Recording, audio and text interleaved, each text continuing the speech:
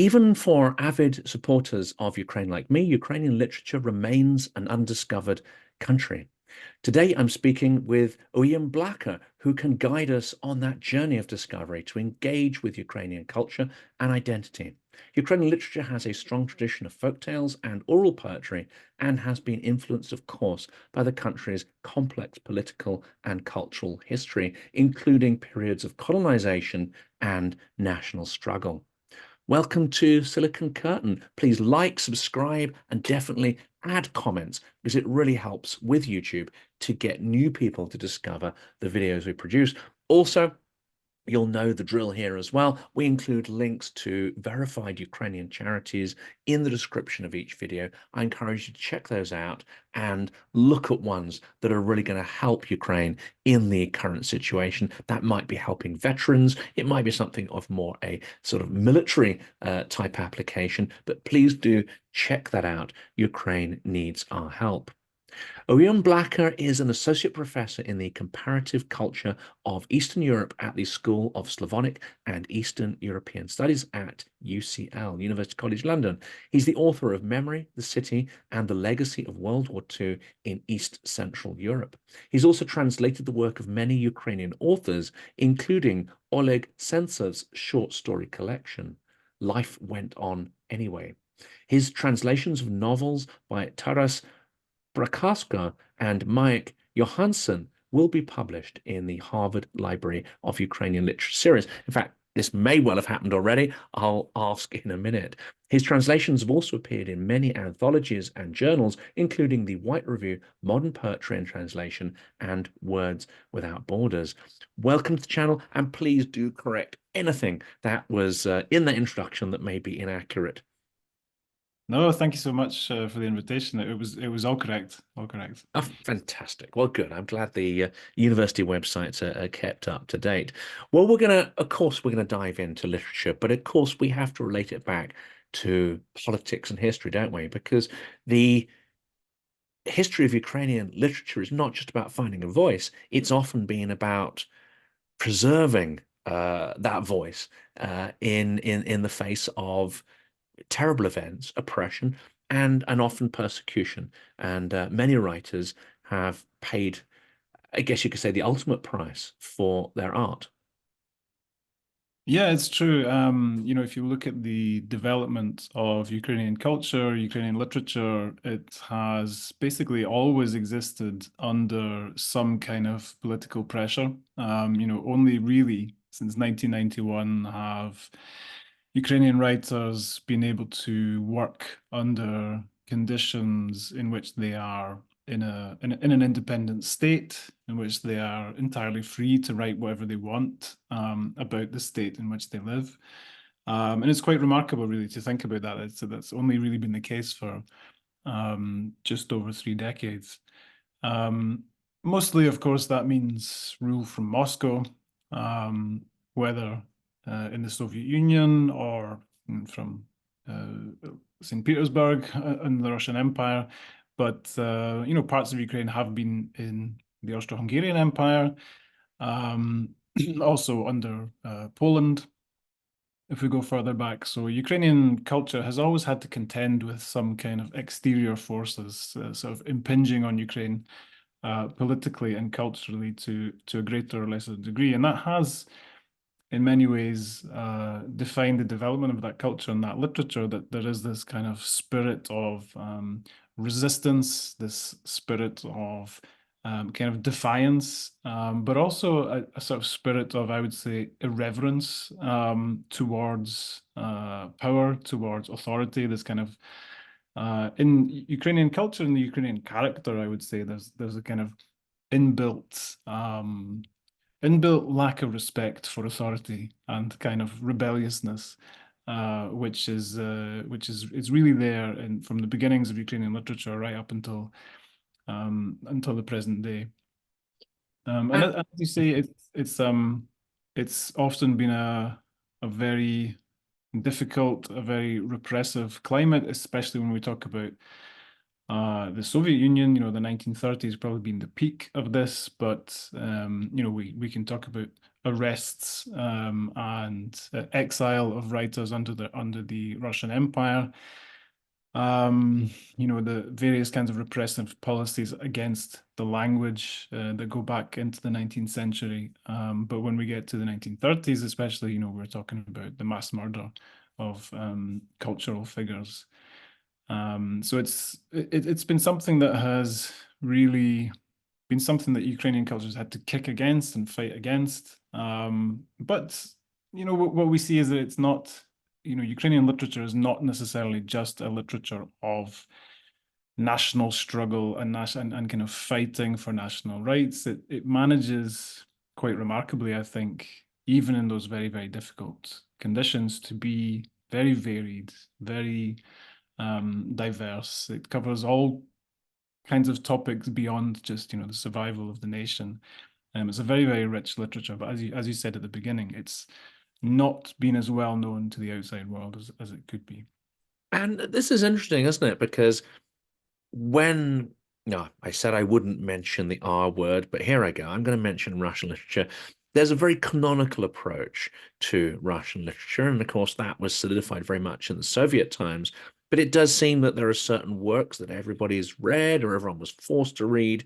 There are certain works which, if they don't appear in that canon, tend to fall into a kind of amnesia of history. If they don't fit into a particular pattern or genre or type, or they're canonicalized, as it were, that they are going to kind of disappear from the national consciousness. Is Ukrainian literature therefore different in that it doesn't perhaps have this same need for a canon or this process of being quite so, prescriptive about what is and isn't read, both officially and, of course, in popular sense? Yeah, it's a good question. The process of the construction of a cultural canon. What do we mean by that? We mean that there's a certain kind of idea existing within a society or internationally, perhaps, of the sort of texts, the specific list of texts that every educated person should read in order to understand themselves, their place in the world, their society, the world they live in. But of course, those processes those canon building processes don't happen innocently or objectively or naturally or organically. They are constructed by people in authority, people in institutions, which have certain political backgrounds, certain political agendas. And we could talk about two things really here. I think on the one hand, the canon of world literature that we might have in our heads, whereby we can probably think of a list of writers who are the great writers of history, so Shakespeare and Goethe, and so on. And we would probably put somebody like Dostoevsky and Tolstoy on that list. These are writers that, to your average European or North American, and not just, and well, around the world, these would be the writers you would expect to read in order to understand what literature is, what culture is, in a sort of universal sense, in a non-specific, non sort of partisan way that's not defined by some narrow national interests. But why does that canon form in that way? Those are canons that are put together, I suppose, by intellectuals, by people in academia, by people working in publishing, and they reflect a certain idea of the value of culture, which is often associated with political power. So we look at powerful states and we immediately assume that those states have a powerful culture. It's often, even to this day, it's defined by empire. The big canonical texts still tend to be stereotypically drawn from English literature, French literature, from the European, the sort of post-imperial European cultures, and Russian in that Russian is in that line. And what we miss out are all of that cultural activity, that literary activity that happens in between, that happens in places that are not, in cultures that are not attached to great political powers, to empires. And that can be, there's so many of those around the world. But looking at Europe, especially places like Eastern Europe, East Central Europe, Southeastern Europe, if we think about um, the Slovak writers or the Latvian writers or the Slovene writers or the Croatians or the Ukrainians or the Belarusians, these are cultures that have not traditionally been included into that canon of great world literature because they've been rather neglected as the cultures of small, particular, historically insignificant nations, which probably don't have much to say to the world beyond their own peculiar concerns, which is really not true. And we can see that there are certain figures from those types of backgrounds that break through into the canon of world culture, like let's say Kafka, for example. Everybody knows that Kafka is one of the great modernists. A Czech Jew writing in German, not somebody who comes from this sort of traditional, let's say, simple cultural background, someone who's expressing ideas from a very complicated and quite a marginal position, but is doing so in the German language, and that really helps because the German language is widely read, it's respected, it's widely translated. There are many translators from German into many other languages because German is considered an important language because of the power of the German state historically, so it's taught in universities everywhere, and so on and so on. So you can see that, even access to that kind of world culture from a sort of marginal cultural figure like Kafka, let's say, comes through the major language very often. So if you're writing in a language like Ukrainian, where you don't have the institutions, you don't have the translators, you don't have the respect and the understanding in international academia or publishing and so on, it's very, very difficult to break through. The structures are all against you. So that, you can't get into that canon.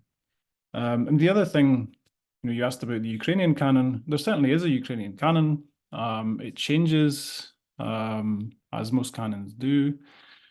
And it's been it's always been an interesting question. What is included in the canon, what's not included in the canon. In Soviet times, there was a Ukrainian Soviet literary canon, but it was very carefully policed. It was very carefully shaped and presented in a way which would reduce writers like Taras Shevchenko, like Les Ukrainka, like Ivan Franko. Those are the three big canonical writers that we always think about first when we think about Ukrainian literature. Reduce writers who are very complex, very diverse, to a series of sort of ideological cliches, which would be, on the one hand, not challenging the cultural hierarchy of the Soviet Union, whereby Russian culture is the culture of civilization and the culture of and the sort of international culture of the Soviet Union and the culture that's projected onto the outside world. It would retain its inferior, its kind of inferior position within that hierarchy, still being probably a little bit higher up than some of the other ones, though. And it also would be, very strictly ideologically, pushed into certain readings, of the fact that Lesya Ukrainka was a socialist and was interested in socialist ideas and translated Marx. But she had much more to her besides that as well. She was a modernist, she was a feminist, she was an anti-imperialist. The Soviet canon didn't like Ukrainian anti-imperialism too much. That was usually pushed out of the canon a little bit. Slightly threatening, perhaps, to the status quo. Oh yeah, I would say very threatening, very threatening. The Soviets knew that Ukrainian culture was too strong to be completely, kind of completely erased, completely removed. Ukraine is too big. There are too many Ukrainians. The cultural achievements made in the 19th century, the beginning of the 20th century, were too great to just kind of pretend that they didn't happen. So that the canon had to be adapted.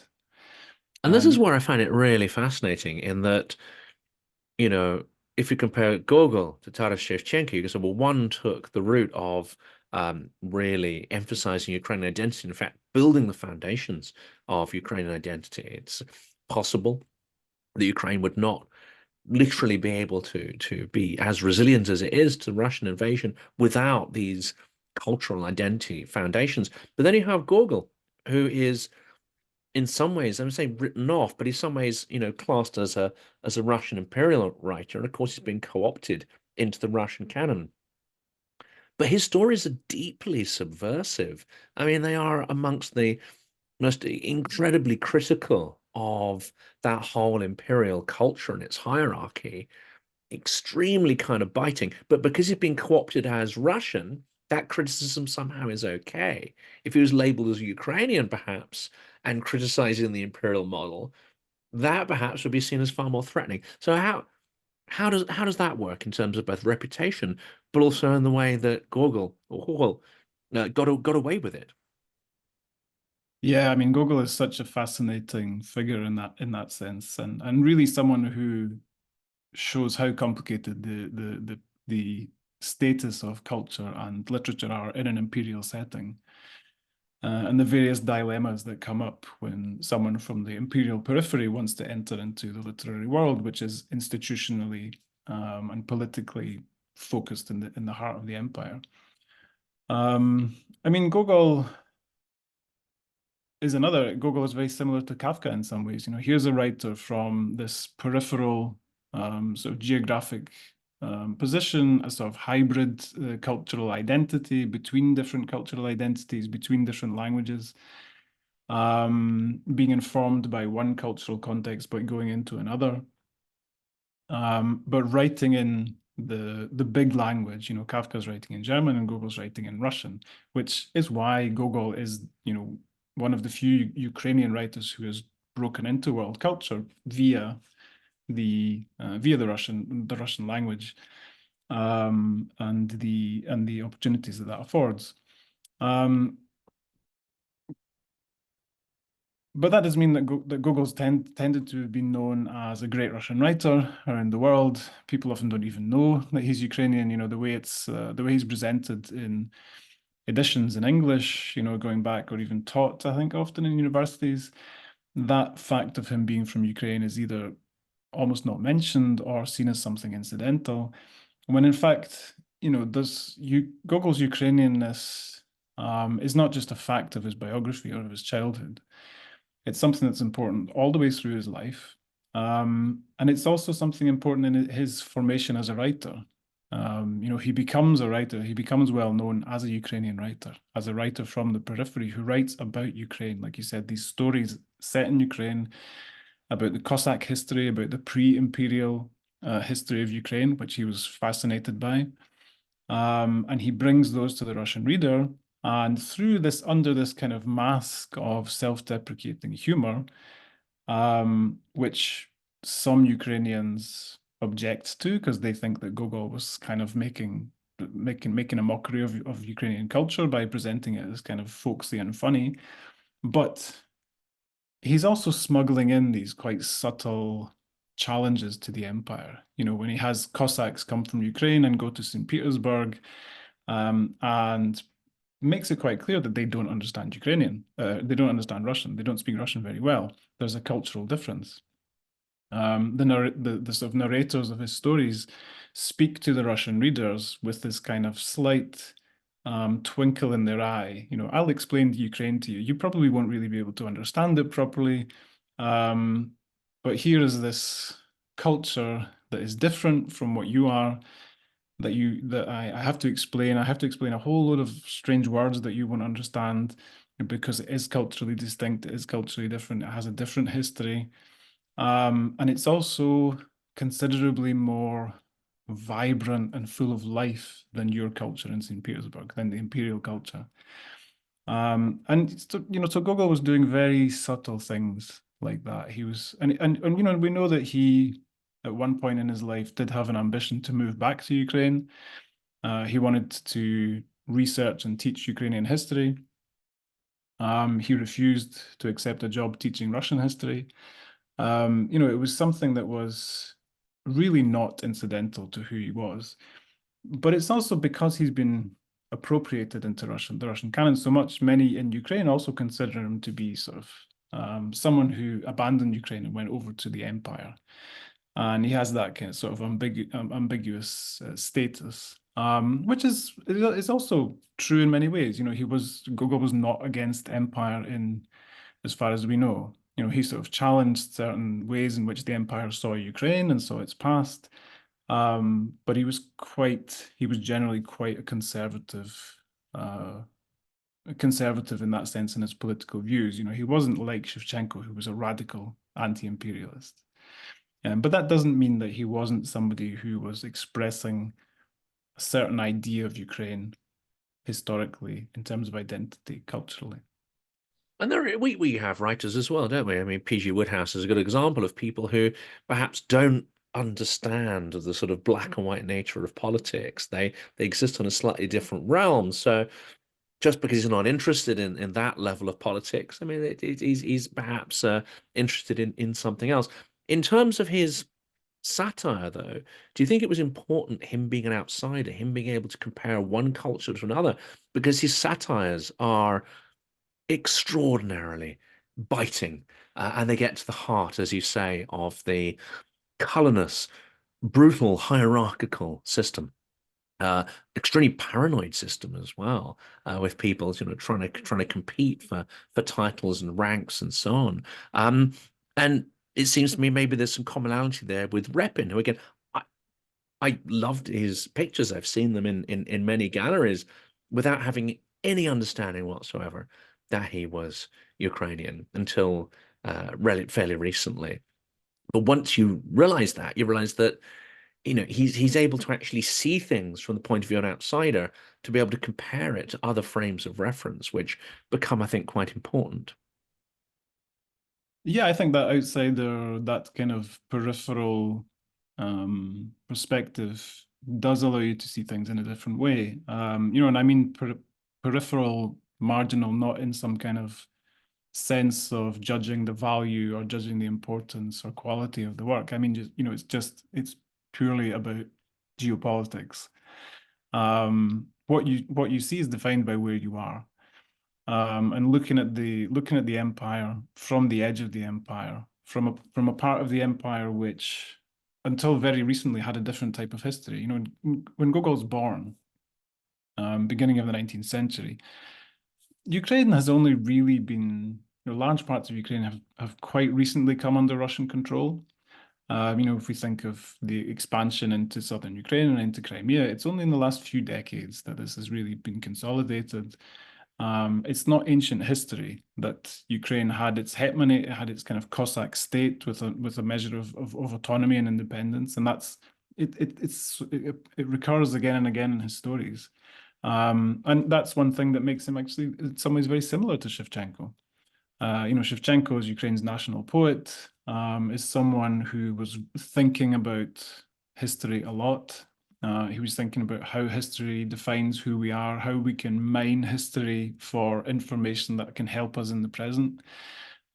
He was forming historical mythologies through his poetry. You know, he was doing this kind of epic, this sort of reimagining of a national epic in his poetry, and he was looking at that Cossack past that Gogol was also looking at, but they were doing it in different genres. They were doing it in a different key, but they're looking at the same things from the same place, and that allows you also to, I think, diagnose certain things in the political system you exist in. You know, and you talked about Gogol's satires, something which, you know, and Gogol was a very incisive satirist, but also quite an anxious one. You know, he was quite anxious about not being seen as being too anti-authority or too critical, or being subversive in some way. He was quite worried about that. Shevchenko, less worried, probably, but also, you know, his satirical poems were not published openly. He knew that they wouldn't pass censorship. But he also, you know, both of them speak in their work about the structures of empire, the sort of corruption and violence that's involved in those structures. And they're able to they're able to see that perhaps more clearly because they're coming from a part of the world which has a different history, which has a slightly different attitude towards authority. You know, when you come from Cossack Ukraine, which in fact in the 18th, 17th centuries going back, did have a sort of chaotic form of democracy operating within it. It wasn't, it was a part of the world which managed to sort of exist outside of the monarchies and the dynastic empires, not as a state, you know, in the modern sense, but as a place where political authority, political power was imagined and practiced in a different way, and where, you know, individual freedoms were imagined and practiced in a different way than they were in Russia itself. And of course, you know, you could take the example of the Novgorod Republic, of which we don't know a huge amount, but again, it had a very different political, cultural system than, say, Muscovy did.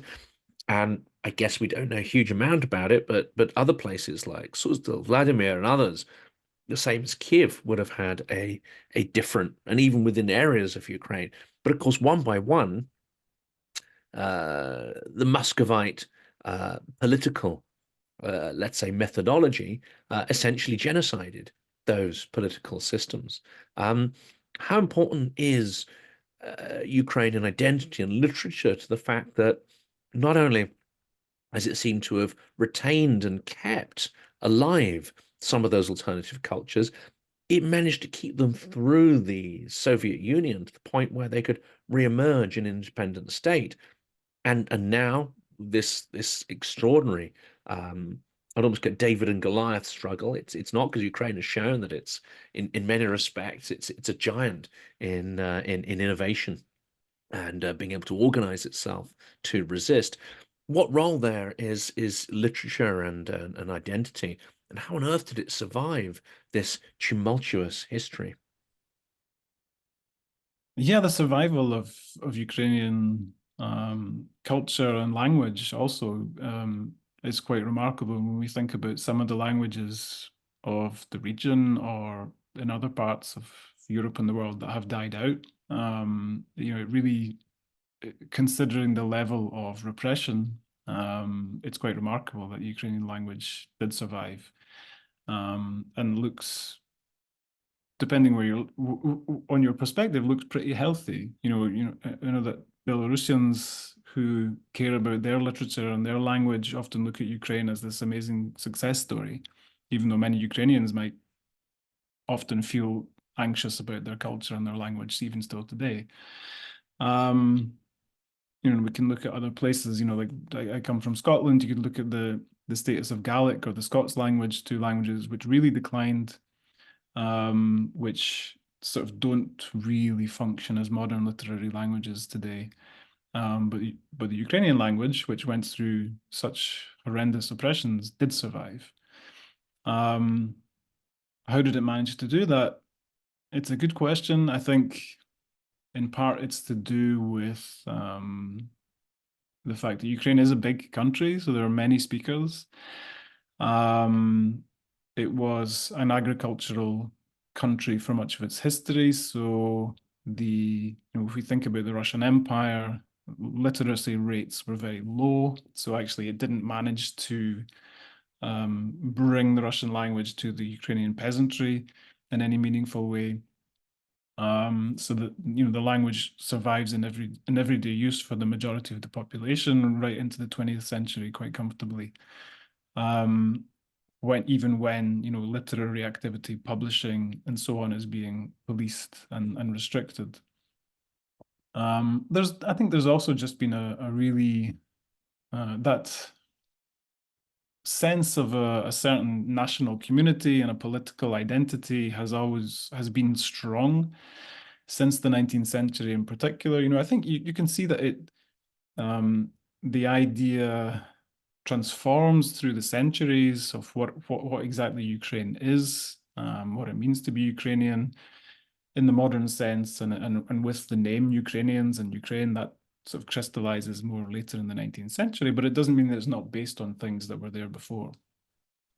Um, so there's always a sense that this part of the world, there is a distinct history, there's a distinct cultural tradition, a religious tradition, um, and it's connected to a sense of, I suppose, defending that community against external influences. And you've had them come from the West, and you've had them come from the East, and also from the South. We think about the Tatars and the sort of Ottoman influence. And so that adversity, in many ways, has shaped the community. And the long experience of existing in that position of having to fend off, pressure attacks from outside solidifies a sense of identity. And I think Ukraine has just got really used over the centuries to defending themselves, their religion, their community, their culture against attack from outside. So they just became experts at it, I think, Um, they became experts in cultural survival underground.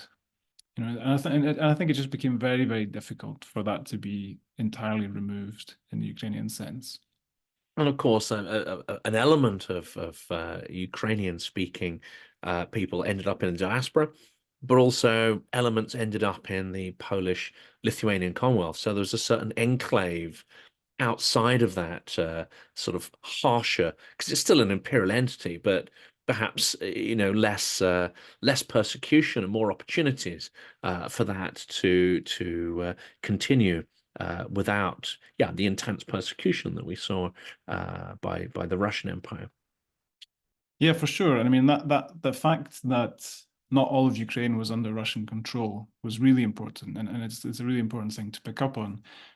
We did have the western part of Ukraine under the Austro-Hungarian Empire in Poland between the wars, but we see, it's one of the things that I find really fascinating studying Ukrainian cultural history is that you can almost see two parallel realities of how a state, how a culture can evolve in different political environments. One's in the very harsh reality of the Russian Empire, and then in the less harsh conditions of the Austro-Hungarian Empire.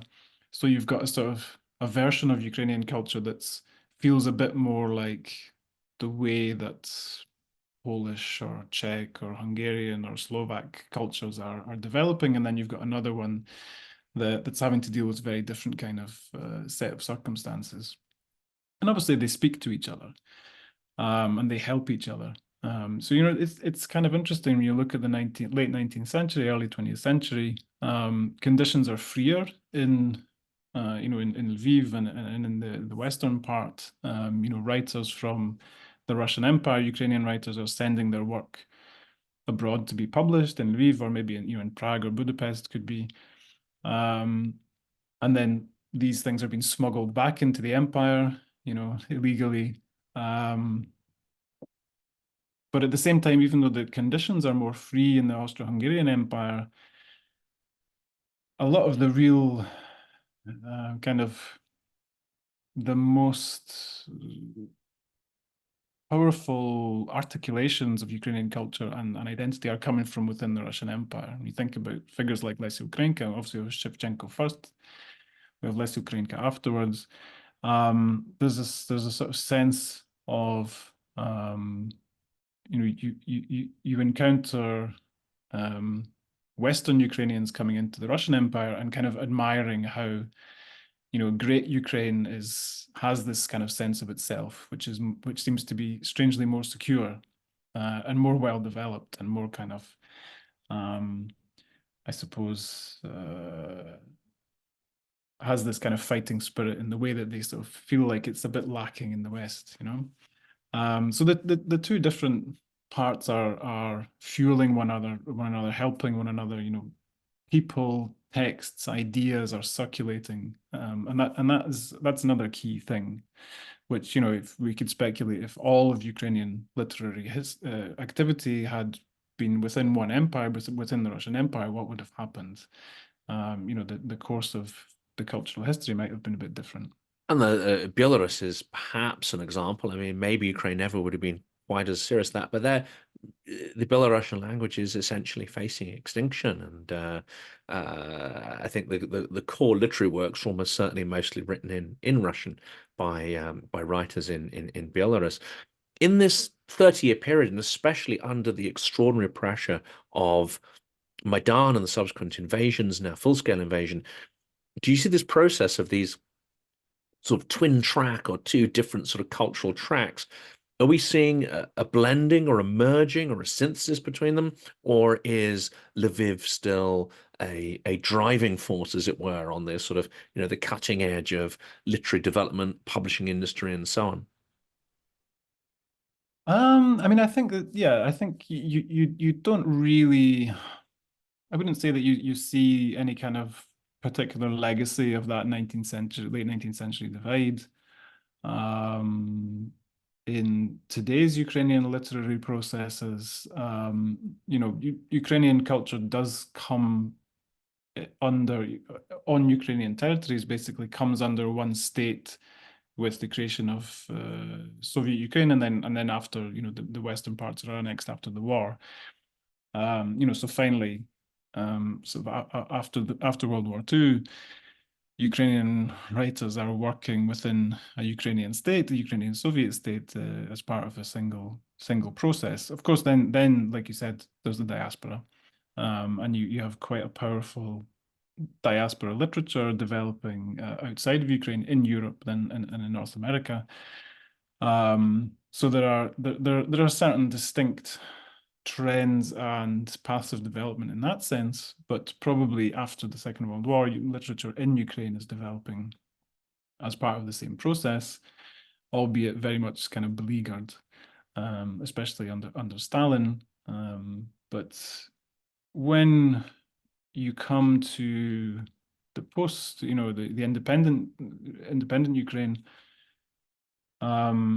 it's a single literary process, but it's quite a diverse and quite a complex one. It's not centralized. And one of the really striking things about literature in the 90s in Ukraine is that, it's not all happening in Kiev.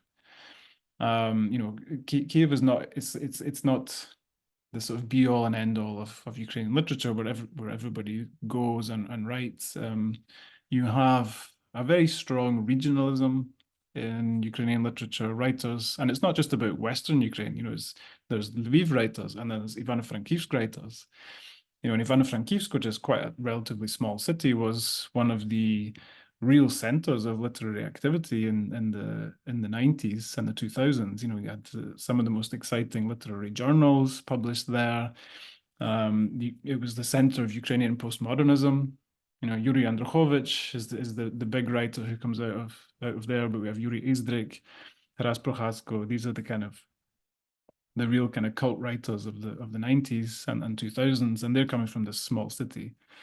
You also have some quite important writers coming from places like Zhytomyr, or from the southeast. Kharkiv remains important. Serhii Zhadan, who comes from that region. So it's quite diverse and diffuse, in that sense. Possibly things have become a bit more concentrated in Kiev, maybe. Writers do tend to move there, but there's still, it's one of the great things about Ukraine is its regional diversity. Crimea as well as a place where we've seen in the last few years a sort of revival in Crimean Tatar culture in a certain sense. We see the cinema of Crimean Tatars. In music, in literature, we're seeing more literary activity and translation between Crimean Tatar and Ukrainian. So it's certainly, and that is probably is to do with the different histories of Ukraine, the different histories of different parts, the fact that they've been in different empires and different states. Chernivtsi, we could talk about as one having a very specific cultural identity, where they think about their connections to the German-speaking world, to Jewish Chernivtsi to Romanian Chernivtsi. You go to different parts of Ukraine, and there are all these different interesting little connections that you don't have in other places. So it makes the cultural landscape very, very interesting. And again, I'm going to unfortunately ask a question that relates us back to the big culture next door, so-called. You get far less sense of regional identities in Russian literature. In fact, a lot of the themes, well, by no means all writers and all works, but how people define themselves to power is a recurring theme in Russian literature, either in opposition to power or trying to find some purpose within the orthodoxy or the system that exists.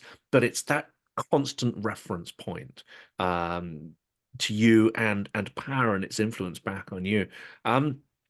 Does Ukraine have a sort of similar obsession, or is it, as you mentioned earlier, far more iconoclastic or diverse in terms of the kind of themes that you find across the broad spread of Ukrainian literature? I mean, dealing with power is a big part of Ukrainian culture. It's there early on. It's still there. But certainly, there's the overwhelming sense you get is of a culture which is interested in overturning these hierarchies and challenging them in approaching authority with a sense of irreverence and mockery often. The idea of freedom, liberty in Ukrainian culture is really, really strong. You find it in Shevchenko. It's one of the key words in Shevchenko, being, voya, which is this kind of is freedom, but also entails an association with one's will, one's agency. So it's not just a set of external conditions, but it's a kind of something that comes from within, a sense of practicing freedom yourself. And you see that really throughout Ukrainian literature. If you look at Lesya Ukrainka, she's always searching for these stories in her modernist dramas set in which have biblical settings or set in some classical world, or reimagining things like the Don Juan myth. She's always looking at how individuals can negotiate power structures, how they can find a voice, the freedom to speak, the freedom to, and also the importance of being heard. In relation to women, she's very, very, very much interested in looking at how women can be free in these circumstances, and how women have to negotiate different kinds of patriarchy, for example, which would be an imperial patriarchy, but also the patriarchy of the imperial resistance. It's a really, really interesting thing to explore.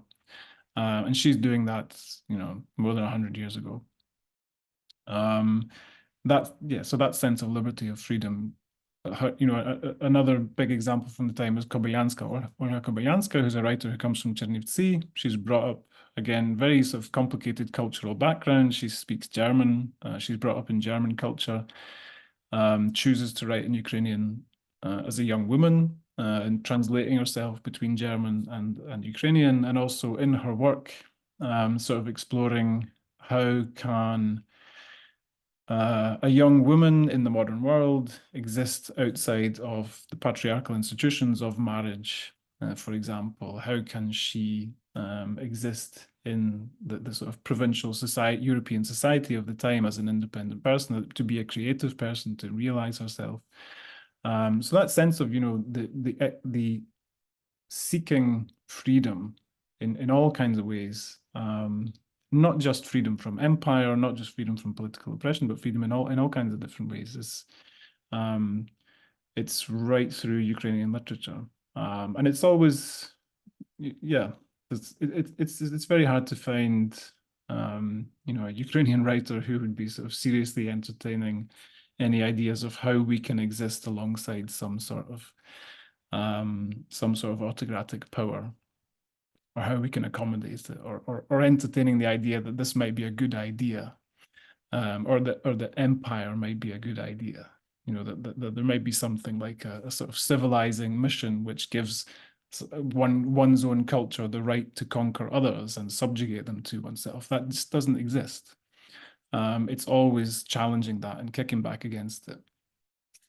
And the last question really sort of bounces on that to perhaps the darkest manifestation of empire. And of course, it's terror in the 1930s, where you have something called the Ukrainian Renaissance, executed Renaissance, where avant-garde and upcoming writers were essentially killed in their prime, many before they were able to one would assume, produce, extraordinary masterpieces in their later careers. What could you describe, that event and, of course, the impact it had, and what survived that process, and maybe get a sense of what was lost because it was never created?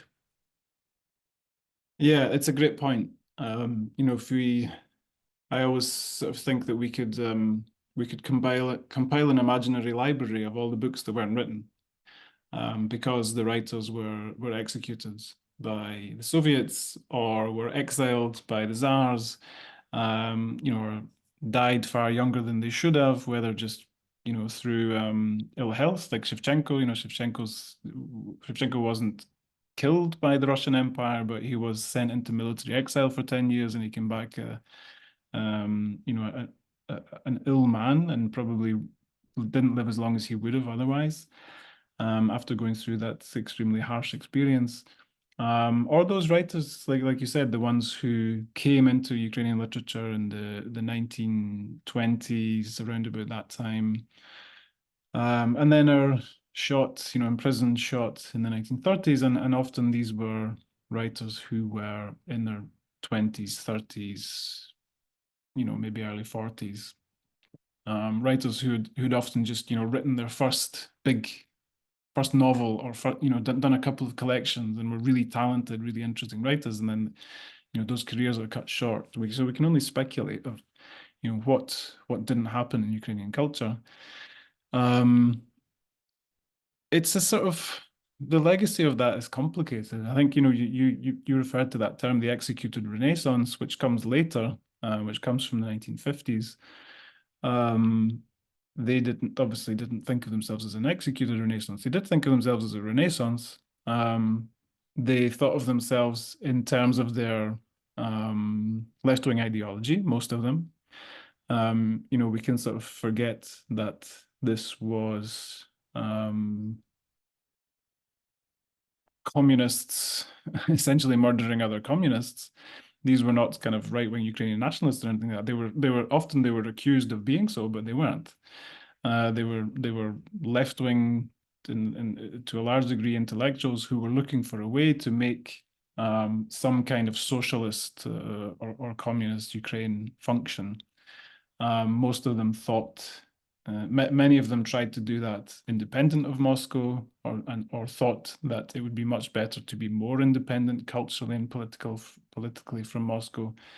They were trying to create that kind of political and cultural difference and distance. But it has kind of, the fact that they were shot, the fact of this great cultural trauma has turned them into these kind of martyrs for Ukrainian culture, and sort of eclipsed what they were actually doing, and a lot of their ideas and their aesthetics, which were often they were trying to actually overcome the kind of obsession with the national struggle as they saw it. Even though, like I said, we have predecessors like Lesya Ukrainka, like Olga Kobylanska, who are doing things beyond that, more interesting than just talking about national struggle. They wanted to get away from, the sense that Ukrainian culture is a rural culture, that it's about peasants. They wanted to talk about the cities, which at that time were quite Russified, because of the processes, urbanization processes in the Russian Empire. They were trying to reclaim those cities. They were trying to create a new avant-garde, modern, European-orientated urban literature, which is, when you read the poetry of people like Semenko or Mike Johansson, the prose of Pied Mohilny, it's really, really exciting stuff. and it's about life in the modern world. It's about being an individual in the crowd. It's about sexuality. It's about all of these kind of it's about all of these kind of things, and that sense of them being the executed Renaissance sort of reduces them to the status of national martyrs. When in actual fact these were the Ukrainian Joyces and uh, whatever the Virginia Woolfs or whatever the modernist avant-garde writers who had modernist avant-garde concerns and aesthetics and so that process of recovering this moment in Ukrainian culture has been sort of complicated because then those writers also their names are erased from literary history under the Soviet Union. They're sort of recovered partially after Stalin, in the 1960s, and then later in the late 80s, the 90s. So what you get is a sense that later Ukrainian writers are sort of living through modernism at this kind of delay with a delay. So the modernism avant-garde comes in, then it's kind of almost buried by the Soviet authorities. Then it's rediscovered, then it's sort of buried again, then it's rediscovered again, and it keeps sort of coming back. And you get this really interesting moments where you get the writers in the 80s, 90s who are postmodernists, but they're also sort of recovering and they're still finding the avant-garde writers and the modernist writers. And it's almost like postmodernism and modernism are happening at the same time. It's very, very exciting. And you can see it in Serhij Zadan's poetry, for example. It's really inspired by that stuff that's been written in Kharkiv in the 1920s, for example. This of avant-garde, the Ukrainian avant-garde, and he's coming at that, however many decades later, reworking it through this kind of much more contemporary, postmodern influenced stance. So it's a story of cultural erasure, of cultural violence, but it's also a story of cultural resilience and the creative recovery of these things. And now you've got a new generation of writers, and already some of those writers have the same problem. They've not been allowed to get to the full peak of their creative powers. Victoria Amelina, of course, is one of the most well known of that. But you also have writers and cultural figures who are more acutely aware than ever that people are fighting to allow their voices to be heard.